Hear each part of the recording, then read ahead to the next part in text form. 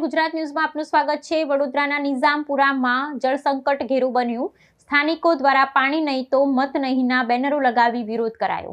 વડોદરા મહાનગરપાલિકાની આગામી સ્થાનિક સ્વરાજ્યની ચૂંટણીઓ પૂર્વે શહેરના વોર્ડ નંબર 1 અંતર્ગત આવતા નિઝામપુરા વિસ્તારમાં પીવાના પાણીની ગંભીર સમસ્યાને લઈ નાગરિકોમાં ભારે રોષ ભભૂકી ઉઠ્યો છે। અસ્મિતા પાર્ક અને તેની આસપાસની અન્ય રહેણાંક વસાહતોના રહીશોએ પોતાના વિસ્તારમાં પાણી નહીં તો મત નહીંના સૂત્રોવાળા વિશાળ બેનરો લગાવી વહીવટીતંત્રને ચૂંટાયેલા પ્રતિનિધિઓ સામે ખુલ્લો વિદ્રોહ નોંધાવ્યો છે।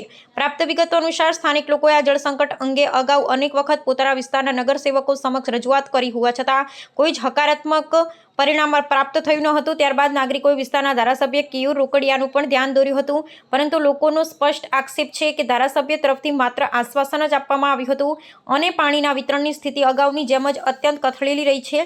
સ્થાનિક સ્વરાજ્યની ચૂંટણીના ભણકાર વાગી રહ્યા છે ત્યારે નાગરિકોએ પોતાની માંગને વધુ સઘન બનાવી છે અને સ્પષ્ટ ચીમકી ઉચ્ચારી છે કે જ્યાં સુધી પીવાનું પૂરતું પાણી પૂરું પાડવામાં નહીં આવે ત્યાં સુધી તેઓ કોઈપણ રાજકીય પક્ષને પીઠબળ આપશે નહીં। જો તંત્ર દ્વારા સત્વરે કોઈ નક્કર કામગીરી કરવામાં નહીં આવે તો આવનારી ચૂંટણીઓમાં તમામ સ્થાનિક રહીશોએ મતદાન પ્રક્રિયા દરમિયાન ઉપલબ્ધ એવા ઉપરોક્તમાંથી એક પણ ઉમેદવાર નહીં નકારાત્મક વિકલ્પનો સામૂહિક ધોરણે ઉપયોગ કરવાની કડક ચેતવણી આપી છે।